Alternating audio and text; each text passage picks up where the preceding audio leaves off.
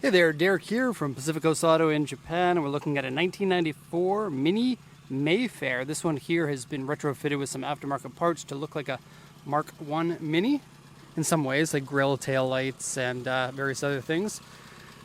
This is a 1.3 liter version of the engine. This one is the fuel injected. I think the first year actually being 1994. It could be 1993 though. I know 93 had carbs, but I think they also had fuel injected for the later model non-Cooper ones.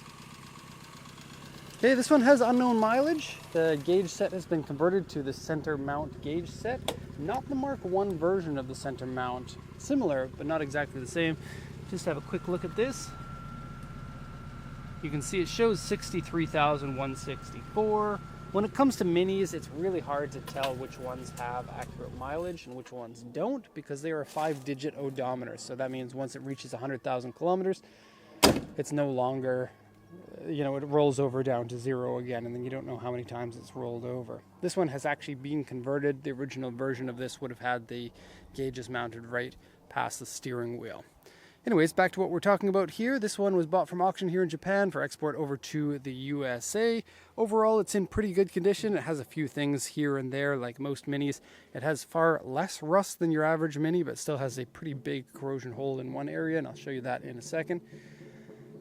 So firstly, these engines, this is a Japanese spec model, so it does come with AC. You can see the AC radiator, if you want to call it that. It also has the compressor down here. The compressor doesn't actually come on, so the AC doesn't work. The fan works, all of the stuff is there, but the compressor doesn't come on. It feels like it might be an electronic issue. Okay, there's also oil leak from the top of the valve cover. And these covers are very prone to leaking, and this one is no different.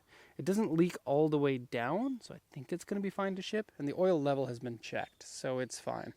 Also, the coolant level has been checked. This one here is the double fan. There is a puller style and a pusher style. Or that one's the puller, that one's the pusher. Okay, and alternator mounts up high like this. This one doesn't have the alternator finger guard, and so when you're opening the hood, be careful not to stick your fingers in here, because it is a running engine. Okay, so let's lower this hood and we'll check the condition of the body.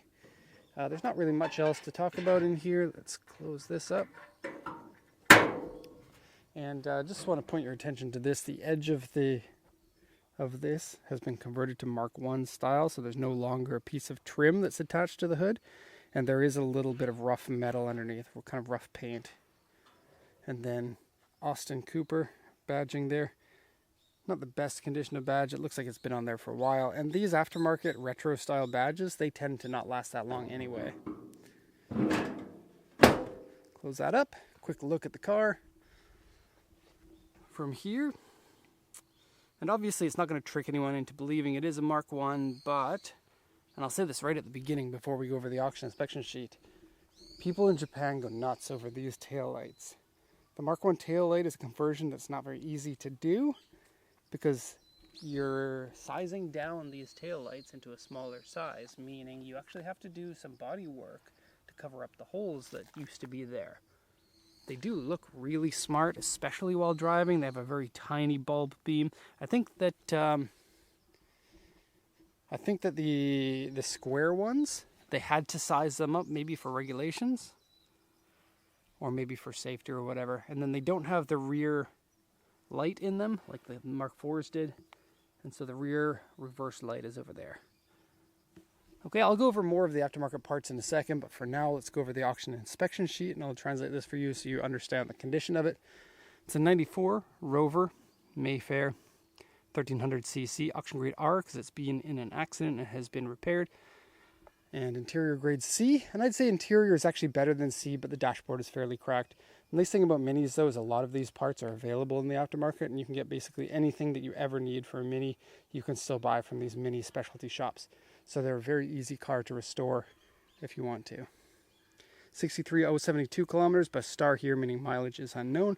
Sales points are converted to look like a Mark I version. 10-inch wheels. I must say the 10-inch wheels are a great addition. A mini with 10-inch wheels are my favorite. They did 10-inch wheels from the beginning in 1959 until sometime in the 70s. I think maybe 70, 74 or something, 78, somewhere around there. Then they converted up to the 12-inch wheels. The 10, especially the aluminum mag looking wheel, is really cool looking. These tires are from 2019, and so you won't have issues with sourcing tires for a while. They have a really nice tread pattern on them, kind of lugs that go up the sidewall for effectiveness in all seasons. Looks like a retro. It's a Yokohama GT Special 350. Yes, very cool. And then when you convert over to a 10-inch, you have to buy new brakes. So you have inside there a slotted rotor. You can't see very well because it's all dark in there, but a slotted rotor and a monoblock style caliper in the front. So you get kind of racing brakes when you convert to 10-inch wheels. And that's part of the reason why people pay more for 10-inch wheels, because you get cool stuff. In the back here, that's drum brakes still. And yes, there are drum brakes that are 10-inch. Actually, I had a Mini, a 1972 model, and mine had 10 inches on front and rear, but it's 4-wheel drum brakes on those ones, so no discs. I don't think they ever made factory discs that fit in a 10-inch, but I could be wrong. Okay, so what else do we have here? Aftermarket over fenders, you probably already saw those. Fender mirrors. The Japanese ones are kind of weird. They started with mirrors here, but from the factory they converted them to fender mirrors. These are an aftermarket fender mirror though. And the metal in them is kind of pitting a bit, which happens on a lot of these. Even factory ones get that way. Same with handles, same with the grille, the headlight surrounds, they all kind of do that. This one, most of the stuff is good. None of it's really great though. It looks like the conversion was done, 8 or 10 years ago or something. Okay, fender mirrors, Motorita wooden steering wheel, very nice. It has a high-low kit for the suspension. That's really nice to have. Center set gauges. Seats have been relined or reupholstered. That's nice. Aftermarket center exhaust. Sounds quite nice and meaty. It's a 5-digit odometer that has been converted to a center gauge set. Because of that, it is sold as a mileage unknown car. Has a CD changer in it. It's an Alpine single din that's underneath the steering wheel. Has toll collection box for Japanese highways. Front accident has been repaired. Seat side is wear. It's actually not that bad at all. Right front inner panel dented. Now the Mini's weird because the inner panel is also the EXO panel, if that makes any sense. All of this is structural. There's no put a fender on to the structure that's underneath it. And so because of that, you can actually see the inner panel. And one of the notes on this one was that the inner panel was torn. A pretty common thing on accident repaired Minis. Here's the inner panel connection where you get the fender section compared to the front section.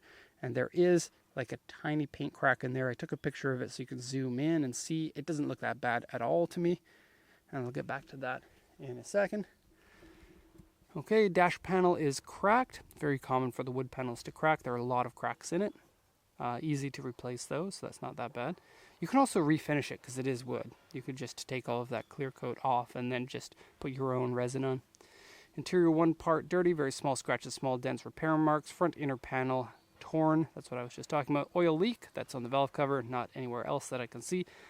Underside scratched, dented, and one part corrosion. I actually couldn't find any corrosion on the underside, but then again, I don't have a lift. It actually looked pretty good from what I could tell. You do want to be careful about corrosion for Minis, but it says here, left step corrosion hole, and it's pretty big.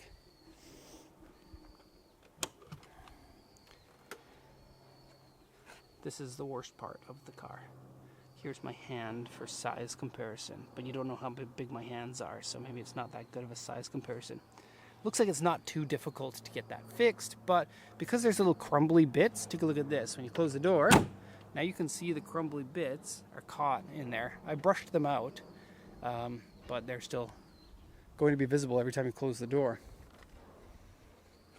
Okay, looking at the body here, you have windshield rock chip, no big deal. C1 here, I couldn't find any C1. Take a look at the pictures in the other video for that. W2 here, which is actually, I would consider this more like a W3. The roof has been painted kind of poorly. I just realized I was zoomed in there. Whoops. So you can see a lot of kind of orange peel effect on there. It's not too bad. When people see a Mini, nobody's going to be like, how's the paint on the roof? Well, maybe some people will, but if you're driving by them, they'll see a nice, beautiful Mini. One of the coolest cars to see on the road, because not only is it very 1950s/1960s style, it's also very small, very, like, you know, sounds really cool with the little wheels, and yeah, very cool. Just saying that as a previous 2-time Mini owner myself. Okay, so that's everything on the sheet, so let's do a once around here. Oh, and speaking of English cars that are small, I happen to own a Lotus Elise, and it's a British car. It's a lightweight car, and kind of similar to this. Now this one has 50 horsepower. The Elise has 130, but the Elise feels fast because it's very lightweight. This is only 600 and, I don't know, depending on the options that it has, around 670 kilos. And the Elise is 890. So this is a lot lighter than that. Tiny little car, very, very light little car. Be careful not to get into any accidents in it, but have a really good time driving this around. There's no power steering, so you get a direct steering feel. And boy, one of my favorite cars that I've ever driven. And I would like to have another one. Okay, so details here. There's a lot to go over. So the headlight surrounds have a little bit of fade on them. This one's the worst of the two, so have a look at that. The mirrors have also deteriorated on both the stem quite a bit and on the back side much less. Okay, these are aftermarket bumpers with the bumper posts, which is kind of like the old 60s Cooper look. And then the grille also. So the usual grille that comes on this comes in 3 pieces. One that attaches to the hood, and then one for each side for the surround. This one has the mustache look that comes down and then comes out. It's actually missing a little bit on this side here that you can see on this side. And I think it's arguably a better looking grille, the mustache one. But of course that's my opinion. Okay. Has the smaller than regular version of the markers. So slightly smaller there. And has the later version cover for the gearbox, which is pretty cool. This car actually has an oil pan and the gearbox in the same location. It shares the same oil pan / gearbox. Really weird. Which means don't change your oil and then you're going to hurt your gears. But in contrast though, it means every time you change your oil, you're getting new gearbox oil. Okay, these are aftermarket. They're not bad, but there is some pitting again here. Comes from just like poor quality metal that's made out of like 1970s Japanese metal. Unfortunately, doesn't have the external hinges you would get on the Mark 1, and then it has screws here for where the mirrors used to be. Okay, the paint is good. You can see it's wavy. It has been repainted, but it's good and nice. And I love the color. This is actually very close to the same color as my Lotus. Love the English car in this white, but kind of off-white color. I don't like the white if it's too blue. I really like a little bit of warmth in there. So the over fenders, I think these are aftermarket. I don't actually know. I think the original Mayfair of this generation has ones that are about half the size of these ones. These ones look good. And the tires have a really nice low offset, meaning that even though you have the huge blistered over fenders, the tires are still very aggressive on there. Okay, now side sills, commonplace for these to usually rust, are very good. They have been repainted, and so some rust there has probably been restored. At this point, probably every Mini that you could ever imagine buying has been restored in some way or another. Down here, you have new paint here, but you can see a little bit of wave and a little bit of bubbling for some rust that's going to come up. Okay, also the undersides of the doors, the inspector missed this, but the undersides of both doors have some rust on them. Oh, I just noticed this. That popped out. The door cards are completely flat, so on my old one we just converted them to a panel of wood, which is very cool. And that popped out again. So the fasteners there might need to be replaced. Okay, the interior, this is an original white one. You can see this is the original paint on the interior. Some scratches on this metal, particularly on that door over there. Take a look at the pictures that came with the report. Here you can see Maybe you can't see it. There's some rust under there, rust under the other one as well. Okay. There is some body work marks around here. It's somewhat noticeable if you're looking for it. And then some pitting on the metal there. They kept the external hinges all throughout the Mini's product run, which is really cool. I kind of wish that they still did them for the front doors. I've actually seen paste-on ones that are really cool, and they have a spring in them so that they retract. And so you put them, you just glue them on here, and then when you open the door and the door kind of moves like that, they kind of shift their location so that it still looks like you have the external hinges. Okay, back here, see these screw holes? Those screw holes are put in to add this thing on, which is made to look like the old style version with the lights that come in the sides instead of the top. It says Austin Cooper in the old logo. This isn't a Cooper, even though it looks like it would be. Got some pitting on there. How fast was the original Cooper's? Like 75 horsepower? So this version of the Mayfair is not that much slower. This flips up so that you can kind of hide your license plate, I guess. Kind of weird. Okay, big trumpet exhaust there. Windows are good, gaskets are good. Okay, no rust that I could see inside here, which is good. The rain gutter, so the rain falls off the window, comes down here into this little hole, and then goes down here, like water slide style. Okay, inside the car. This video is getting too long. We're at 16 minutes already. Okay, door cards are fair, maybe a little bit warped. Here's what I was talking about with the scratches up here. Seats are nice. Sorry, it's going to be a little bit contrasty, but it's nice to see that they have been relined. They look great. The color matches the car really nicely.